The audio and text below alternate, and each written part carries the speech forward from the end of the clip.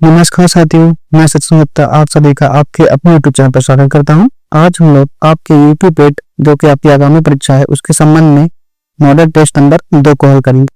इससे पहले हमने आपके लिए मॉडल टेस्ट नंबर 2 के पार्ट ए को कंप्लीट कर दिया था। आज हम लोग पार्ट 2 को कंप्लीट करेंगे। इसके द्वारा आपकी जो टेस्ट नंबर 2 है वो कंप्लीट हो जाएगा। जिन छात्रों ने अभी तक हमारे पार्ट 1 तथा मॉडल टेस्ट नंबर 1 को नहीं देखा है वो हमारे प्लेलिस्ट में जाकर देख सकते हैं। आप सभी साथियों से निवेदन है हमारे चैनल को सब्सक्राइब करिए, वीडियो को लाइक करिए तथा ज्यादा से ज्यादा शेयर करिए, जैसे अन्य छात्रों को इसके संबंध में सहायता प्राप्त हो सके। साथ ही साथ हम आपके लिए इस चैनल पर लगातार अन्य टेस्ट को सॉल्व कराते रहेंगे और आप लोग अगर उसका लाभ लेना चाहते हैं तो हमारे चैनल को सब्सक्राइब करके नोटिफिकेशन की घंटी प्रेस कर दीजिए, जिससे आपको लगातार नोटिफिकेशन मिलती रहे। चलिए शुरुआत करते हैं बिना किसी देरी के।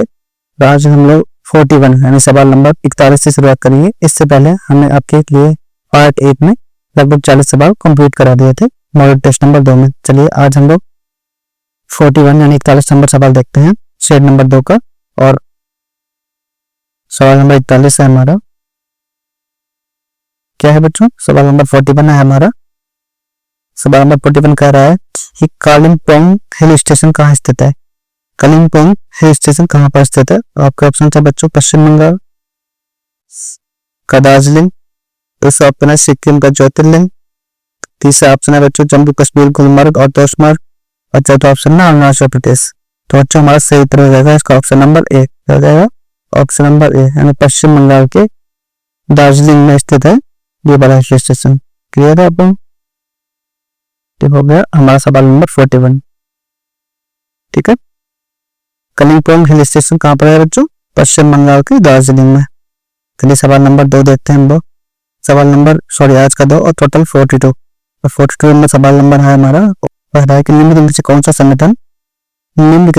संगठन आर्थिक स्वतंत्रता सूचकांक जारी करता है? बच्चों सवाल पूछ रहे हैं हमारा कि आर्थिक स्वतंत्रता सूचकांक कौन जारी करता है। सिंपल है, तो आपके ऑप्शन दिए गए हैं बच्चों। ब्रिटिश फाउंडेशन, फ्रेजर इंस्टीट्यूट, अंतरराष्ट्रीय मुद्रा कोष यानी IMF, और चौथा है वर्ल्ड बैंक। तो बच्चों इसका सही उत्तर हो जाएगा हमारा ऑप्शन नंबर ए। क्या हो जाएगा बच्चों? ऑप्शन नंबर ए, हेरिटेज फाउंडेशन। हेरिटेज फाउंडेशन के द्वारा बच्चों आर्थिक स्वतंत्रता सूचकांक को जारी किया जाता है। ठीक है बच्चों, इसके अलावा और फ्रेजर इंस्टीट्यूट है, ये आर्थिक स्वतंत्रता सूचकांक की जगह रिपोर्ट भी जारी करता है। आर्थिक स्वतंत्रता रिपोर्ट, इसको बच्चों फ्रेजर इंस्टीट्यूट के द्वारा जारी किया जाता है, जो भाई आर्थिक स्वतंत्रता सूचकांक को हेरिटेज फाउंडेशन के द्वारा जारी किया जाता है। क्लियर हो गया? सवाल नंबर आज का हमारा 43। सवाल नंबर 43 है हमारा कि आर्मेनिया की राजधानी क्या है? सिंपल सवाल है, आपके आयोग के द्वारा लगातार कई देशों की राजधानी पूछी जाती रही है, तो उसी संबंध में ये सवाल पूछा गया है कि आर्मेनिया की कैपिटल क्या है। बच्चों आपके ऑप्शन है Yerevan, number 2 Tokyo, number 3 Paris और नंबर 4 वेनिस शहर। तो बच्चों हमारा सही उत्तर हो जाएगा ऑप्शन नंबर ए। क्या हो जाएगा बच्चों? ऑप्शन नंबर ए, एरेवान है कैपिटल आर्मेनिया की। ठीक है, आर्मेनिया अजरबैजान युद्ध थोड़े दिन पहले जो चर्चा में रहा था उस संबंध में ये महत्वपूर्ण हो जाता है कि आर्मेनिया की कैपिटल हमको पता होनी चाहिए। तो आर्मेनिया की कैपिटल बच्चों का है एरेवान। इसके अलावा जो टोक्यो है बच्चों वो कहाँ की कैपिटल है? फ्रांस की, सॉरी जापान की, और फ्रांस की कैपिटल है पेरिस। और ये वेनिस शहर है बच्चों इटली का शहर है। क्लियर है? इटली का शहर है वेनिस, टोक्यो जापान की कैपिटल है, पेरिस फ्रांस की कैपिटल है, एरेवान आर्मेनिया की कैपिटल है। चलिए क्लियर हो गया आपको? चलिए सवाल नंबर 44 देखते हैं हमारा। और 44 सवाल नंबर हमारा कह रहा है कि आईयूसीएन का मुख्यालय कहाँ पर स्थित है? ठीक है बच्चों, तो आपके ऑप्शन है बच्चों यहाँ पे नैरोबी, पेरिस, ब्लैंड और वियना। तो बच्चों सही उत्तर हो जाएगा हमारा international union for conservation of nature यानी आईयूसीएन का बच्चों कहाँ पर है हेडक्वार्टर? वो है ग्लैंड कहाँ है बच्चों? ग्लैंड है स्विट्जरलैंड। कहाँ है बच्चों? स्विट्जरलैंड की ग्लैंड शहर में स्थित है बच्चों आईयूसीएन मतलब international union for conservation of nature यानी प्रकृति यानी पर्यावरण के संरक्षण के लिए जो कार्य करता है वो है IUCN। उसका हेडक्वार्टर कहाँ होगा बच्चों? प्लांट यानी स्विट्जरलैंड में स्थित होगा। चलिए आगे बढ़ते हैं हम लोग, सवाल नंबर 45 देखते हैं। 45वां सवाल है हमारा, निम्नलिखित में से कौन सा पुरस्कार यानी अवार्ड विश्व आर्थिक मंच यानी वर्ल्ड इकोनॉमिक फोरम यानी WEF के द्वारा उन कलाकारों को दिया जाता है जिन्होंने विश्व की स्थिति में सुरक्षा के लिए अपनी कला का उपयोग किया है। ठीक है बच्चों, समझ गए आप लोग सवाल को? तो वर्ल्ड इकोनॉमिक फोरम का एक अवार्ड है जो विश्व में कला के द्वारा सुधार के लिए कार्य करते हैं, उनके लिए दिया जाता है। और आपके ऑप्शन है बच्चों, Oscar award, number 2 Grammy award, number 3 crystal award और नंबर 4 फिल्म फेयर अवार्ड। ठीक है बच्चों, तो हमारा सही उत्तर हो जाएगा बच्चों क्रिस्टल अवार्ड। क्या हो जाएगा? Crystal award world economic forum के द्वारा उन कलाकारों को दिया जाता है जिन्होंने अपनी कला से विश्व में सुधार के लिए कार्य किया है। ठीक है बच्चों, वही ऑस्कर अवार्ड बच्चों फिल्म के लिए दिया जाता है। ठीक है, ग्रैमी संगीत के लिए दिया जाता है, क्लियर है। और फिल्म फेयर भी भारतीय फिल्म उद्योग से संबंधित है, फिल्म में दिया जाता है। तो ऑस्कर फिल्म के लिए फिल्म फेयर अवार्ड दिखता है, फिल्म फेयर के लिए फिल्मों के लिए दिया जाता है, ग्रैमी अवार्ड संगीत के लिए, और वर्ल्ड इकोनॉमिक फोरम के द्वारा क्रिस्टल अवार्ड दिया जाता है कला के लिए। ठीक है बच्चों, क्लियर है। सवाल नंबर 46 है हमारा, सवाल नंबर 46 है हमारा कि जैता किस राज्य का प्रमुख नृत्य है?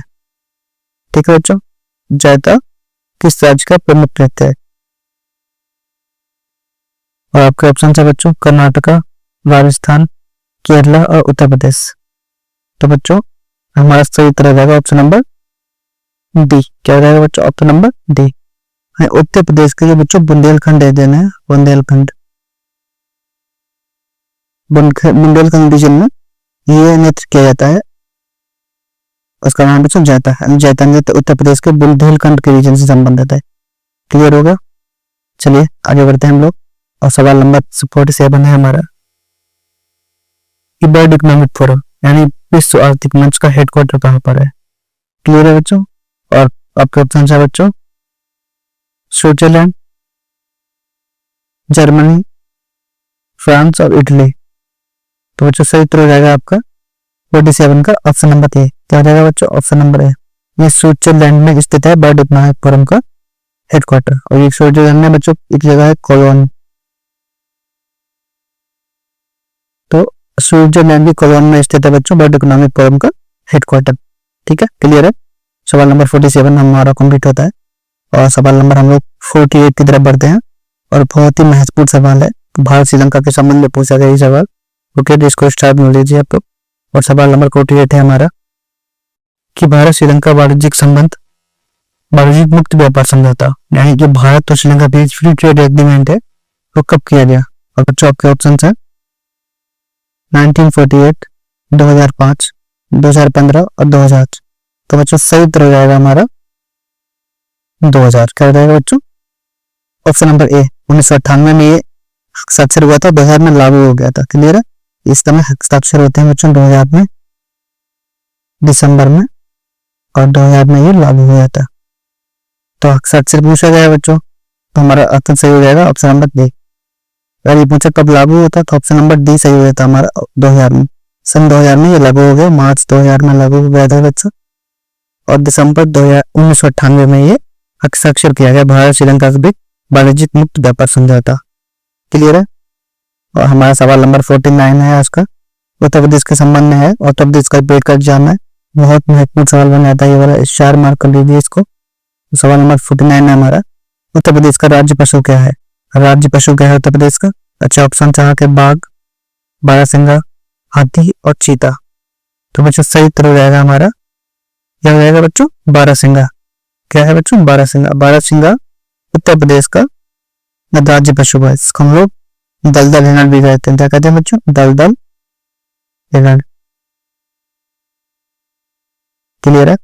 इसको हम लोग दलदल हिरण भी कहते हैं, इसको राज्य पशु बारहसिंगा को। क्लियर है? चलिए आगे बढ़ते हैं हम लोग, और बहुत ही महत्वपूर्ण एक नाटक है जो संबंधित है गुप्तकाल से, उसको पूछा रहा है जिसके नाटक कौन है? नाटक का नाम है मुद्रा राक्षस। मुद्रा राक्षस का नाटक का लेखककार कौन है?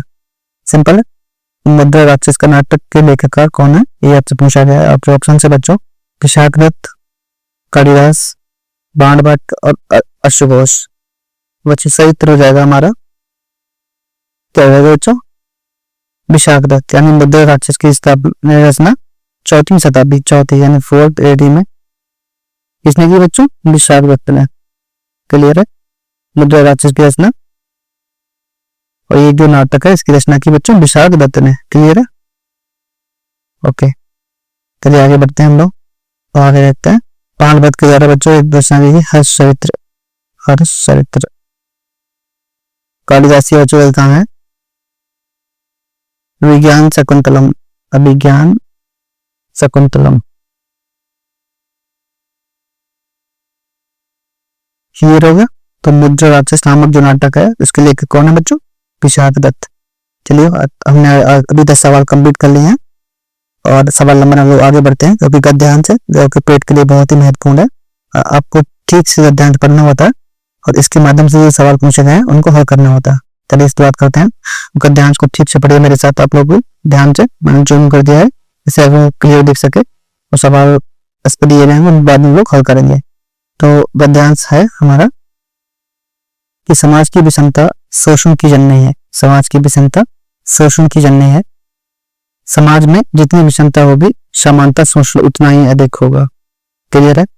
चूंकि हमारे देश में आर्थिक, सामाजिक, आर्थिक, शैक्षणिक व सांस्कृतिक असमानताएं अधिक हैं।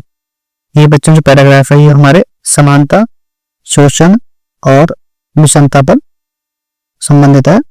वैसे भी ऐसा हम लोग देखते पढ़ रहे हैं, ध्यान से पढ़िए। आपको समाज में विषमता शोषण की जन्य है। समाज में जितनी विषमता होगी समानता शोषण उतना ही अधिक होगा। क्योंकि हमारे समाज में सामाजिक, आर्थिक, शैक्षणिक व सांस्कृतिक असमानताएं अधिक हैं।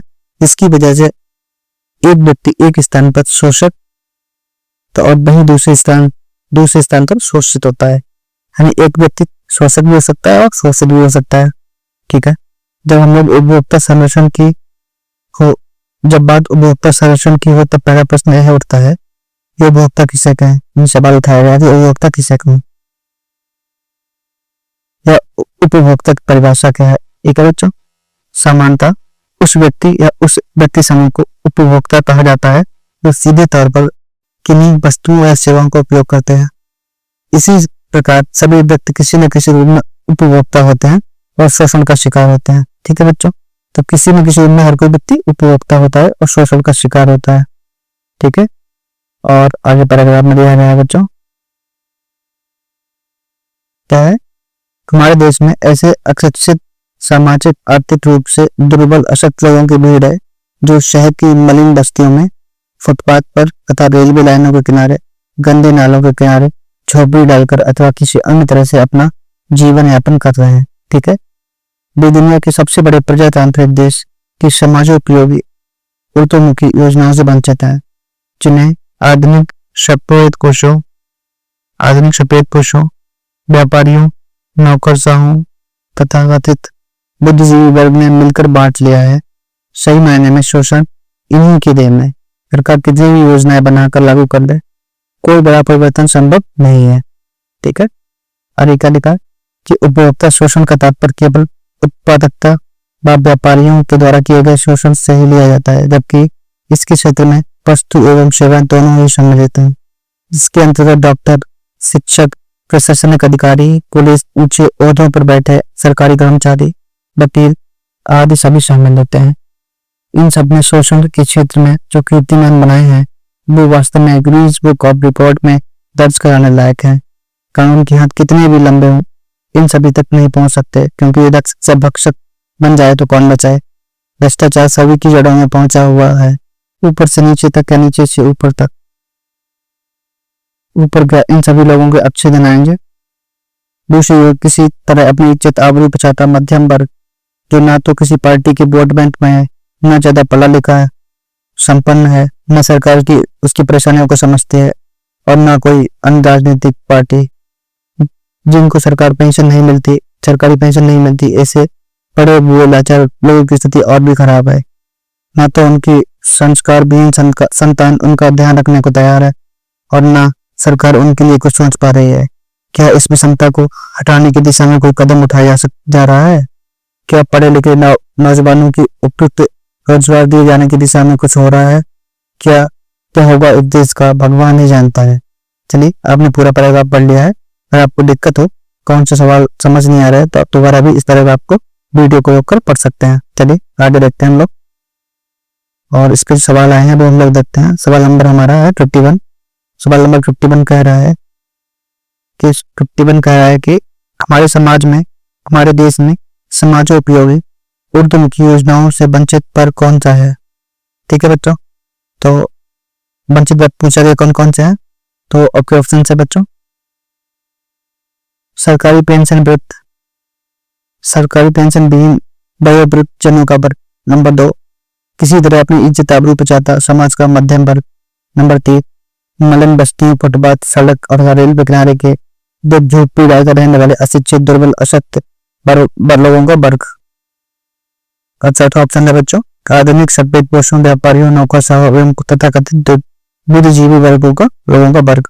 तो बच्चों हमारा सही उत्तर हो जाएगा बच्चों ऑप्शन नंबर सी, मलिन बस्तियों, फुटपाथ, सड़क, रेलवे लाइन किनारे झोपड़ी डालकर रहने वाले अशिक्षित, दुर्बल, अशक्त लोगों का वर्ग। ये है हमारा वंचित वर्गों का समूह। ठीक है बच्चों, अगर आपको कोई भी पैराग्राफ में कंफ्यूजन हो तो आप लोग दोबारा जाके पैराग्राफ को स्टॉप करके आराम से पढ़ सकते हैं और उसके बाद आंसर कर सकते हैं। ठीक, सभी बच्चों की ये वाले आंसर हमेशा सही होने चाहिए। ठीक है, तभी आप लोग पेड में अच्छा स्कोर कर पाएंगे। चलिए सवाल नंबर 52 जो हमारे गद्यांश पर आधारित है तो देखते हैं कि लेखक के अनुसार शोषण का शिकार कौन से लोग होते हैं। ठीक है बच्चों, आपके ऑप्शन है पढ़े लिखे उपयुक्त रोजगार विहीन नवयुवक, वस्तुओं और सेवाओं का उपयोग करने वाले उपभोक्ता समूह। ठीक है, उत्पादकता से जुड़ा व्यापारी मंडल। और चौथा ऑप्शन है नौकरशाह तथा एवं तथाकथित बुद्धिजीवी वर्ग। तो बच्चों सही उत्तर जाएगा हमारा ऑप्शन नंबर बी रहेगा बच्चों, ऑप्शन नंबर 1, वस्तुओं एवं सेवाओं का उपयोग करने वाला उपभोक्ता समूह। ये लोग हैं बच्चों शोषण का शिकार। ठीक है बच्चों, गद्यांश में कहा गया है ये उपभोक्ता वह व्यक्ति का समूह है जो वस्तुओं और सेवाओं का उपयोग करते हैं और इसी प्रकार सभी व्यक्ति किसी न किसी रूप में उपभोक्ता होते हैं और शोषण का शिकार होते हैं। ठीक है बच्चों, क्लियर है। समाज के मध्यम वर्ग की कौन सी समस्या है। ठीक है, और ये सवाल है हमारा कि समाज के मध्यम वर्ग की कौन सी समस्या है। और आपके ऑप्शन है बच्चों, गरीबी एवं श्रमिक वर्ग से संबंधित है, उच्च शिक्षित एवं धनाढ्य हैं, घर का हर सदस्य मजदूरी करने के लिए विवश है, जीवन यापन में आर्थिक परेशानी से सामाजिक प्रतिष्ठा पर खतरा। तो बच्चों सही उत्तर जाएगा हमारा ऑप्शन नंबर डी। क्या हो जाएगा बच्चों, ऑप्शन नंबर डी, क्योंकि हमारे गद्यांश में कहा गया है मध्यम वर्ग के बारे में बताया गया कि वह अपनी इज्जत आबरू बचाता है और उसकी परेशानियों को ना तो सरकार समझती है ना कोई राजनीतिक पार्टी। ठीक है, और 54 पे आते हैं और सवाल नंबर 54 है हमारा कि उपरोक्त गद्यांश के अनुसार समाजोपयोगी उर्दूमुखी योजनाओं से वंचित वर्ग के शोषण के लिए कौन उत्तरदायी है। बच्चों हमारा सही उत्तर हो जाएगा, चाहे ऑप्शन देख लेते हैं हम पहले, राजनेता, व्यापारी वर्ग, सरकारी तंत्र एवं तथाकथित बुद्धिजीवी वर्ग। नंबर 2, समाज के धर्म परायण पंडित और कथावाचक लोग। नंबर 3, समाज का मध्यम और उच्च वर्ग। नंबर 4, शिक्षित और संपन्न नौकरी पेशा वर्ग। तो सही उत्तर जाएगा बच्चों हमारा ऑप्शन नंबर ए, ऑप्शन नंबर ए, राजनेता, व्यापारी वर्ग, सरकारी तंत्र एवं तथाकथित बुद्धिजीवी वर्ग। क्लियर है। चलिए आगे बढ़ते हैं हम लोग और सवाल नंबर 55 देखते हैं और जो इस गद्यांश पर अंतिम सवाल है। और सवाल नंबर 55 कह रहा है हमारा शैक्षणिक और सांस्कृतिक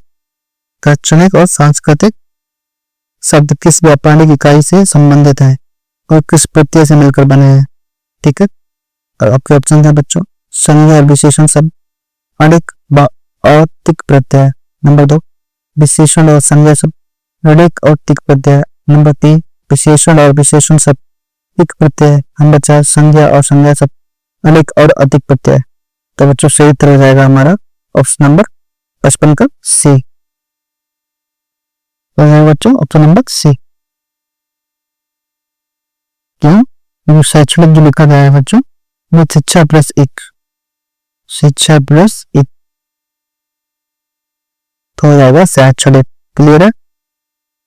और सांस्कृतिक भी संस्कृति प्लस एक।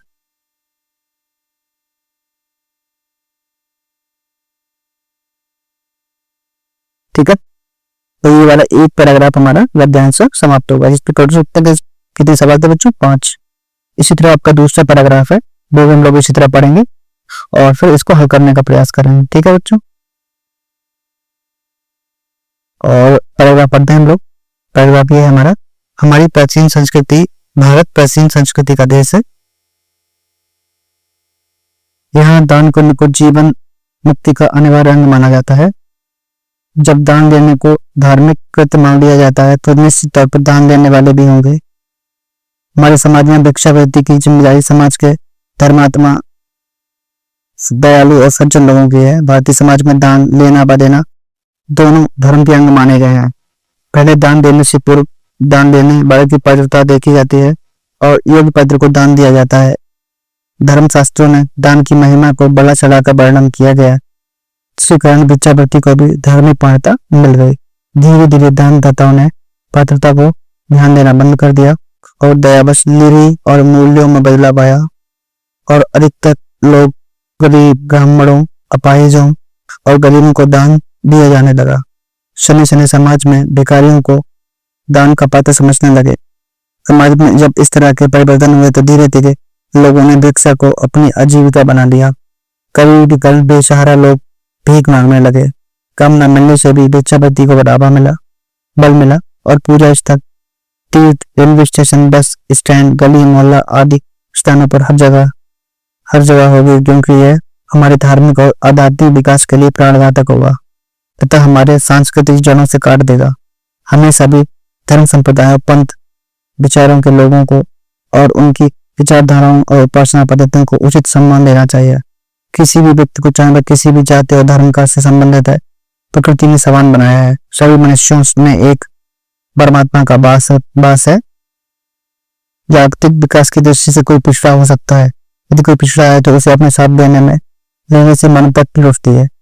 क्लियर है? हमने ये बात पैराग्राफ पूरा पढ़ लिया है और इस पे पूछे गए जो सवाल है अब हम लोग ई हल करने का प्रयास करते हैं।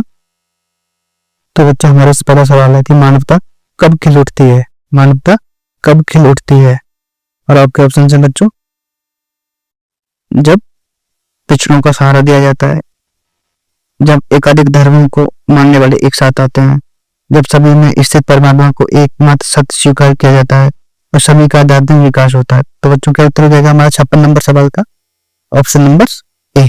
क्या हो जाएगा? ऑप्शन नंबर ए। जब पिछड़ों को सहारा दिया जाता है तो मानवता खिल उठती है। क्लियर है? चलिए सवाल नंबर 57 देखते हैं हम लोग। आज का सवाल नंबर 57 का है जो इसका ध्यान पर आधारित है कि आध्यात्मिक शब्द में क्रमशः उपसर्ग, मूल शब्द और प्रत्यय है। तो आपको बताने हैं अधि प्लस आत्मा एक, दूसरा है आदि आत्मा प्लस का, तीसरा है अद्य प्लस आत्मा प्लस एक, चौथा है बच्चों आदि प्लस आत्मा प्लस एक। तो बच्चों सही तो रहेगा ऑप्शन नंबर ए का, 57 का ऑप्शन नंबर ए रहेगा बच्चों, ऑप्शन नंबर ए। अधि प्लस आत्म प्लस एक क्या रहेगा बच्चों? अधि उपसर्ग है, आत्म मूल शब्द है, एक प्रत्यय है। क्या है बच्चों? अधि उपसर्ग है, आत्म मूल शब्द है, प्रत्यय एक है। क्लियर है? तो हमारा 57 का ऑप्शन नंबर ए। चलिए 58 देखते हैं हम लोग। 58 क्या है बच्चों? स्वामी विवेकानंद इस बात को समझते थे और अपने आचार विचार में अपने समय से बहुत आगे थे। तो ये किस तरह का वाक्य ये पूछा गया है? तो बच्चों हमारे ऑप्शन है मिश्रित वाक्य, सामान्य वाक्य, संयुक्त वाक्य और विधिवाचक वाक्य। तो बच्चों हमारा सही उत्तर रहेगा ऑप्शन नंबर सी, हो जाएगा बच्चों संयुक्त वाक्य। ये संयुक्त वाक्य क्यों है? क्योंकि ये और के द्वारा जोड़ा गया है और इसमें एक संयोजक है। क्या है बच्चों? संयोजक। और इसके द्वारा दो स्वतंत्र शब्दों को, स्वतंत्र वाक्यों को जोड़ा गया है। तो एक स्वतंत्र वाक्य क्या है? स्वामी विवेकानंद इस बात को समझते थे। दूसरे स्वतंत्र वाक्य क्या है बच्चों? अपने आचार विचार में अपने समय से बहुत आगे थे। तो जब दोनों वाक्यों को जोड़ा गया है तो और संयोजक के रूप में कार्य कर रहा है, और जब और जुड़ता है तो बच्चों वाक्य कौन सा हो जाता है? संयुक्त वाक्य। क्लियर है? तो 58 का हमारा उत्तर हो जाएगा 58 का सी। ठीक है, 58 का सी। चलिए 59 देखते हैं सवाल नंबर हमारा।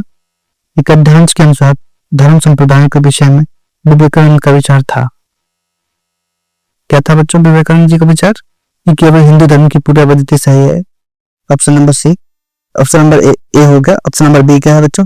सभी धर्म समान है और आध्यात्मिक संप्रदायों की अनुरूपता जायज और स्वाभाविक है। ठीक है। और सवाल नंबर 59 का ऑप्शन नंबर सी है हमारा, हिंदुओं को भारत में रहने और अपने धर्म पालन करने का अधिकार है। और ऑप्शन नंबर डी है बच्चों, भारत में केवल एक धर्म का पालन होना चाहिए। तो सही उत्तर हो जाएगा हमारा इस सवाल का ऑप्शन नंबर बी, सभी धर्म समान है और सभी संप्रदायों की अनेक रूपता जायज और स्वाभाविक है। क्लियर हो गया? ये हो गया हमारा सवाल नंबर 59, क्योंकि इस गद्यांश पर आधारित था। सवाल नंबर 60 पे आते हैं हम लोग, और सवाल नंबर 60 है हमारा, हमारे धार्मिक और आध्यात्मिक विकास के लिए क्या प्राणघातक होगा? ठीक है, हमारे धार्मिक और आध्यात्मिक विकास के लिए क्या प्राणघातक होगा? ठीक है बच्चों। और आपके ऑप्शन है, भारत जैसे देश में एक धर्म का पालन। नंबर 2 है, भारत में अनेक धर्मों का पालन। नंबर 3 है बच्चों, ऑप्शन 3 है, भारत में एक से अधिक धार्मिक विश्वासों को अपनाना और पिछड़े लोगों पर अन्याय करना। तो सही तो हो जाएगा हमारे ऑप्शन नंबर ए, भारत जैसे देश में एक धर्म का अपनाना। क्या हो जाएगा बच्चों? भारत जैसे देश में एक धर्म का अपनाना, ये हमारे आध्यात्मिक और धार्मिक विकास के लिए क्या होगा बच्चों? प्राणघातक होगा, यानी हानिकारक होगा, नेगेटिव होगा। ठीक है बच्चों। चलिए, ये हमारे 2 पैराग्राफ पे लगभग 10 सवाल थे, लगभग सवाल थे, वो हमने हल कर लिए हैं। ठीक है बच्चों। चलिए आगे बढ़ते हैं, सवाल नंबर 61 को देखते हैं। और सवाल नंबर 61 है हमारा, मधुशाला। एक पुस्तक का नाम है बच्चों मधुशाला। पूछा गया कि मधुशाला किसके द्वारा लिखित है? और आपके ऑप्शन से बच्चों, महादेवी वर्मा, मैथिली शरणकोट, हरिवंश राय बच्चन और सुमित्रा नंदन पंत। तो बच्चों हमारा सही उत्तर हो जाएगा सवाल नंबर 61 का। क्या हो जाएगा बच्चों? हरिवंश राय बच्चन। क्या हो जाएगा? हरिवंश राय बच्चन की किताब का नाम है बच्चों मधुशाला, जिसमें मधुशाला मतलब मधु मतलब होता सारा, शाला मतलब जहां बेची जाती है, उसी के संबंध में इन्होंने पुस्तक का नाम रखा मधुशाला। तो किसकी पुस्तक है बच्चों? हरिवंश राय बच्चन की। ठीक है बच्चों। चलिए, मुहावरा है, और मुहावरा है सवाल नंबर 62 में, एरा गरे नत्थु खैरा। एरा गरे नत्थु खैरा, इसका सही विकल्प मतलब सही उत्तर में खोजना है। और आपके ऑप्शन से बच्चों, कमजोर आदमी, नाबोली आदमी, होशियार आदमी और गवार आदमी। तो सही उत्तर हो जाएगा बच्चों हमारा ऑप्शन नंबर बी। क्या हो जाएगा? मामूली आदमी। क्योंकि जब कोई होता ना, जिससे कोई धमकी दे रहा है, तो लोग कहते हैं कि उसकी औकात ही क्या है, तो एरा गरा नत्थु खा रहा है, मतलब तो बहुत मामूली व्यक्ति है। ठीक है बच्चों, क्लियर हो गया? एरा गरा नत्थु खा रहा मतलब मामूली व्यक्ति, एक तुच्छ व्यक्ति, नगण्य व्यक्ति। ओके। चलिए सवाल नंबर 63 देखते हैं हम लोग। सवाल नंबर 63 है हमारा, प्रति प्लस आघात का संधि रूप क्या होगा?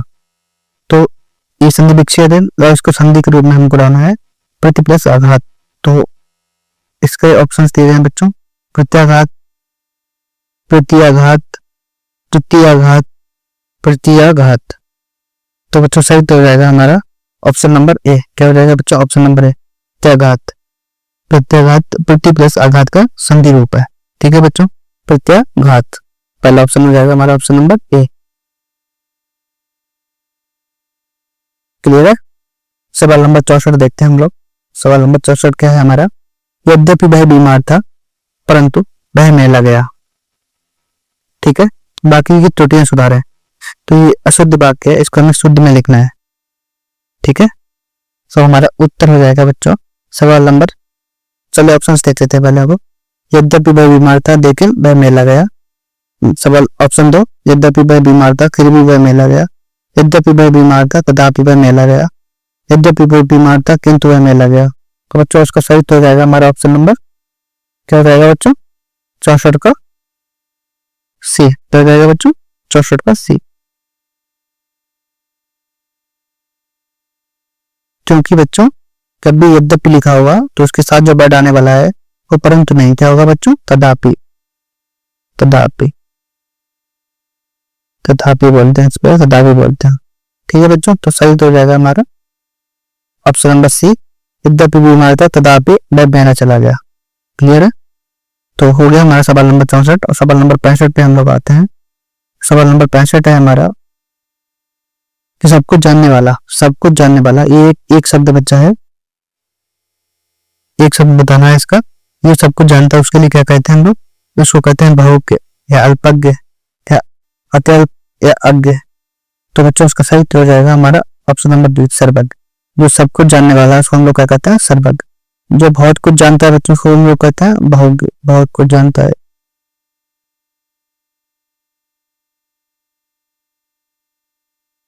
ठीक है, जो अल्पज्ञ, जो अल्प जानता है, अल्पज्ञ, जो अल्प यानी अल्प ज्ञान है जिसको। ठीक है, जो सब कुछ जानने वाला उसको हम लोग कहते हैं सर्वज्ञ। ठीक है, अभी क्या है बच्चों, तो कुछ ना जानता हो, कुछ नहीं जानता है।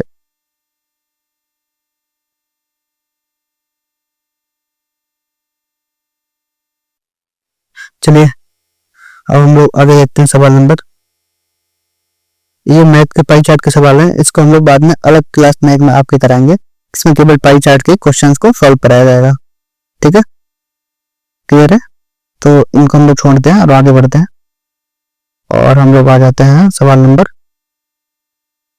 86 में। सवाल नंबर 86 पे आते हैं हम लोग, और सवाल नंबर 86 क्या कहता है बच्चों? Given below are four jumbled sentence, select the option that given the correct order. तो एक मतलब 4 सेंटेंस दिए गए हैं, एक मतलब एक ही वाक्य को 4 जगह तोड़ कर दिया गया है और उसको हमें सही ऑर्डर में लगाना है। ठीक है बच्चों, और आपके ऑप्शन से पढ़ लेते हैं हम लोग।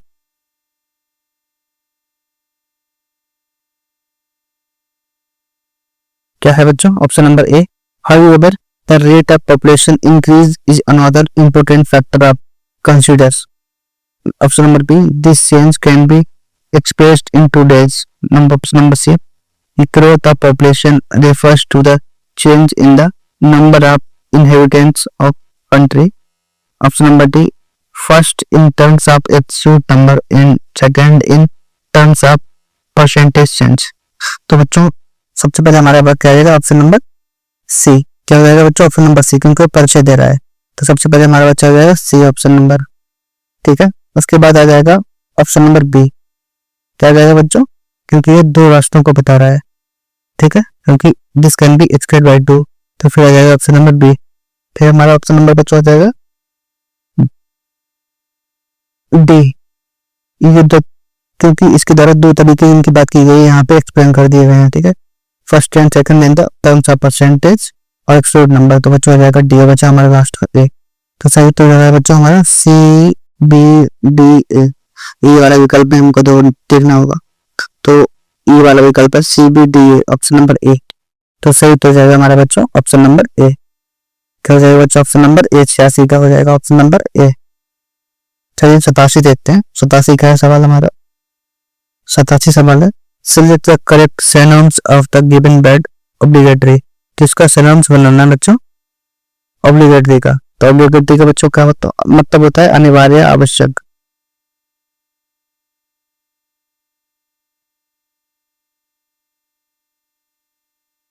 क्लियर है? तो इसमें ऑप्शन है बच्चों रेकलेस, यूजलेस, मैंडेटरी और अग्रेसिव। तो बच्चों सही हो जाएगा हमारा मैंडेटरी। मैंडेटरी का अर्थ होता है बच्चों अनिवार्य, आवश्यक। और रेकलेस का लापरवाह, यूजलेस में उपयोग ना हो जिसका, एग्रेसिव जिसमें मतलब गुस्सा ज्यादा होता हो, तो सुन लोग कहते हैं अग्रेसिव। ठीक है, चलिए सवाल नंबर 88 देखते हैं हम लोग। तो सवाल नंबर 88 क्या है बच्चों? Fill in the blank, fill in the blank with the most appropriate word. We must dash help to the homeless and physically disabled people. तो बच्चों जो खाली स्थान है सो एक शब्द आएगा, वो हमको ढूंढना है क्या शब्द आना चाहिए यहाँ पे। तो ऑप्शन नंबर 87 है हमारा, सॉरी 87 तो हो गया था। 88 का बच्चों हमारा ऑप्शन नंबर हो जाएगा ए। क्या हो जाएगा बच्चों? 88 का ऑप्शन नंबर ए। क्या हो जाएगा बच्चों? Render, he must render to the help of homeless and physically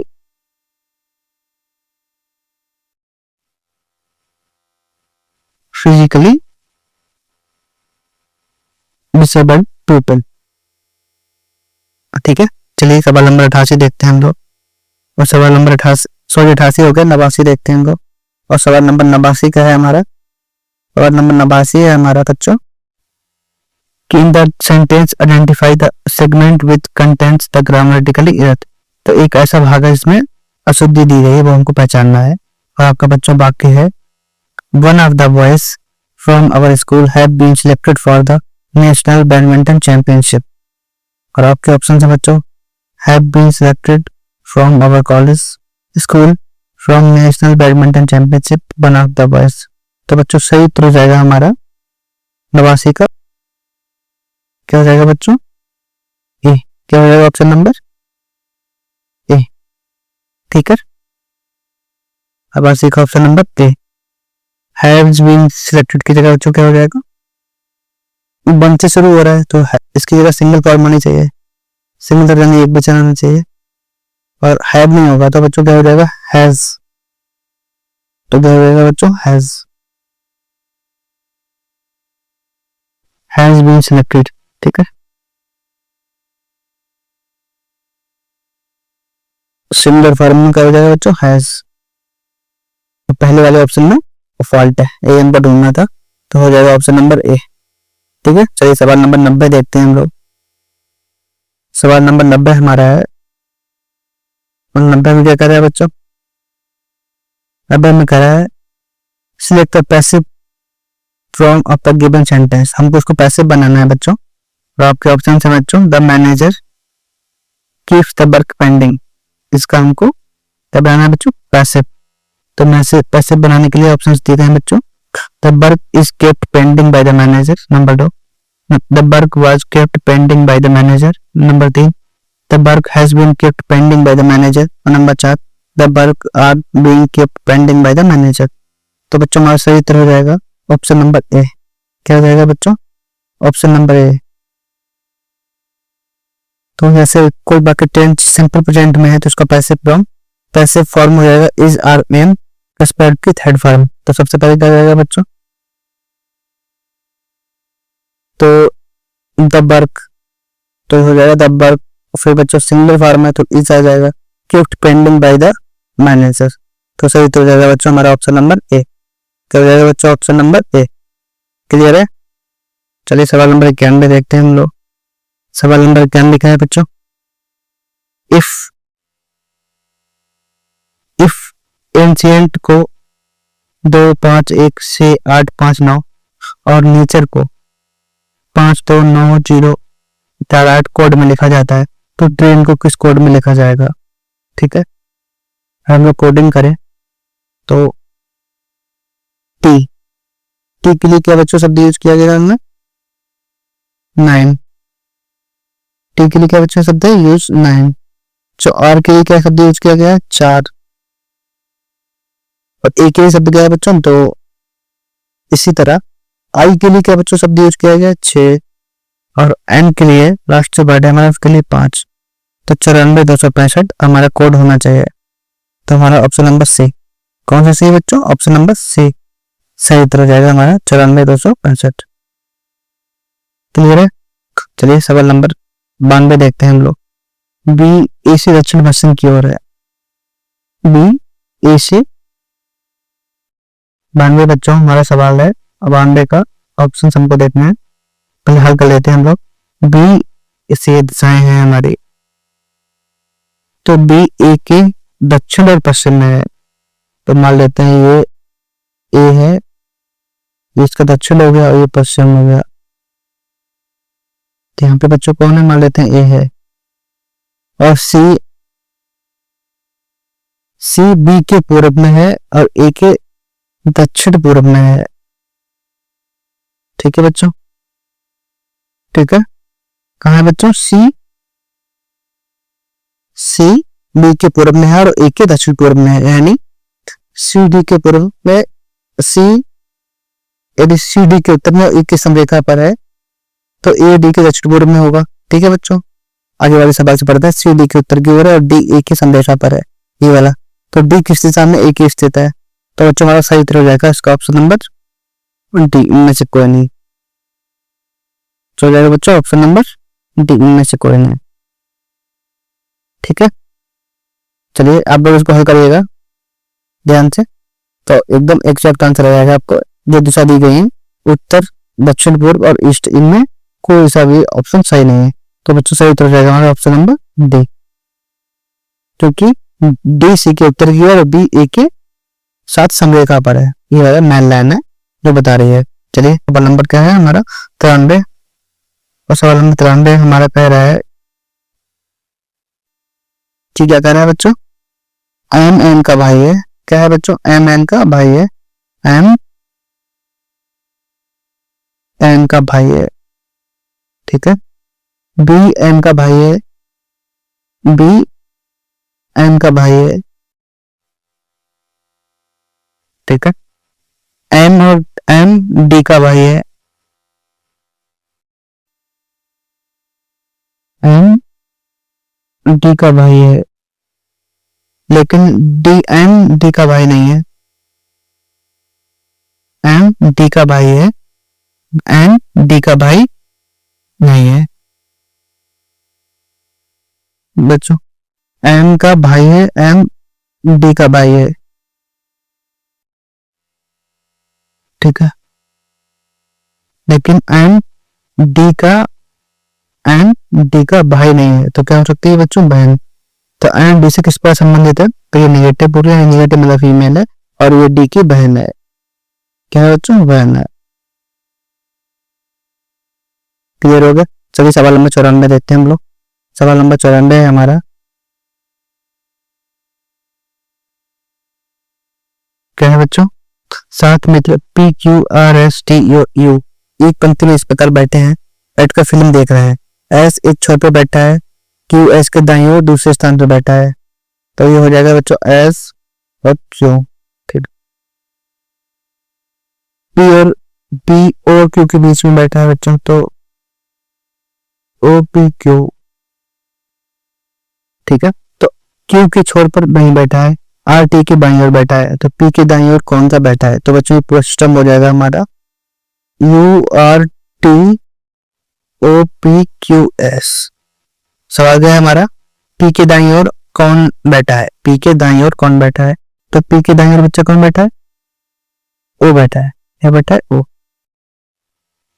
तो सही उत्तर हो जाएगा हमारा ऑप्शन नंबर डी। ठीक है, सवाल नंबर 94 का ऑप्शन नंबर डी। ठीक है, सवाल नंबर 95 देखते हैं हम लोग। सवाल नंबर 95 क्या है हमारा, सेंटेंस ए, सभी मेज किताबें हैं, सभी पेन किताबें हैं। ठीक है बच्चों, हम इसे मान लेते हैं ये सभी मेज है, ये मेज है, ये सभी मेज किताबें हो गई, बुक्स हो गई। इसके अलावा सभी पेन किताबें हैं। और बच्चों क्या हो सकता है कि ये वाला जो पेन है ये ऐसे भी आ सकता है। ठीक है, ये ऐसे भी आ सकता है, ये ऐसे भी आ सकता है। ठीक है, ये भी सभी पेन किताबें हैं। तो आपके ऑप्शंस क्या है बच्चों, ऑप्शंस क्या है, कुछ पेन कुछ मेज पेन है। फर्स्ट वाले बच्चों कुछ मेज पेन हो, कुछ किताबें पेन है। ठीक है, अब ये वाला ऑप्शन अगर बना लेते हैं हम लोग, ये वाला मान लेते हैं, ये है मेज। ठीक है, ये मेज है, ये बुक है। मान लो अगर वो वाला ऐसा नहीं है, अगर वो ऐसे है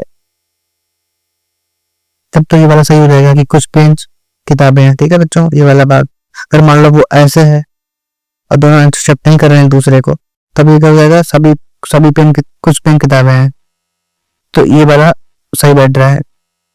तो सही उत्तर हो जाएगा हमारा ऑप्शन नंबर डी। यदि हम इसका एक कंफर्म करेगा या इसका दोनों एक साथ नहीं हो सकते, तो पहला वाला होगा या दूसरा वाला होगा। ठीक है, चलिए सवाल नंबर हम लोग 95 देखते हैं। 96 देखते हैं, 95 हो गया हमारा। ये हमारा 96 नंबर सवाल है।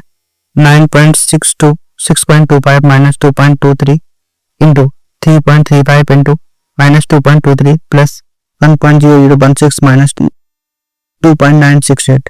इसको जब हम हल करेंगे तो बच्चों, जब हम लोग हल करेंगे तो ये आ जाएगा बच्चों, क्या जाएगा, इनको हम लोग घटा दें तो 4.02 इंटू इसको हम लोग घटा दें तो बच्चों आ जाएगा 1.12।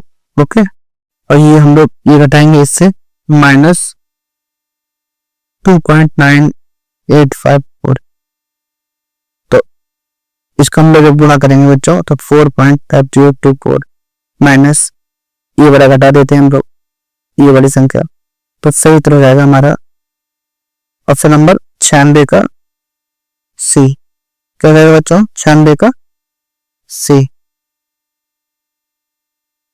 क्लियर है, क्या जाएगा बच्चों, 96 का सी।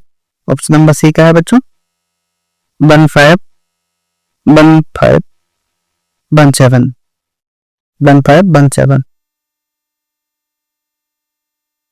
ठीक है, चलिए सवाल नंबर हम लोग 97 देखते हैं। यदि x का 30% 120 है तो x का मान कितना है। ओके, x का मान पूछा है, ये हम लोग ऐसे निकाल देते हैं। x का 30% x इंटू 30% 30/100 बराबर है बच्चों 120। तो x का बराबर हो जाएगा बच्चों 120 इंटू 100/30, तो ये जाएगा 400। कितना जाएगा बच्चों, 400। तो सही तो जाएगा हमारा सवाल नंबर 97 का 400, यानी ऑप्शन नंबर ए। चलिए सवाल नंबर हम लोग 98 देखते हैं। किसी किसान पत्र के में मनोज की बचत राशि 1/3 हिस्सा पब्लिक प्रोविडेंट फंड में उसकी बचत के आधे के बराबर है। यदि कुल उसके पास कुल बचत के रूप में 1,50,000 रुपए है तो पब्लिक प्रोविडेंट फंड में उसकी बचत कितनी है। तो बच्चों सही तो जाएगा हमारा ऑप्शन नंबर बी। क्या हो जाएगा बच्चों, ऑप्शन नंबर बी। कैसे,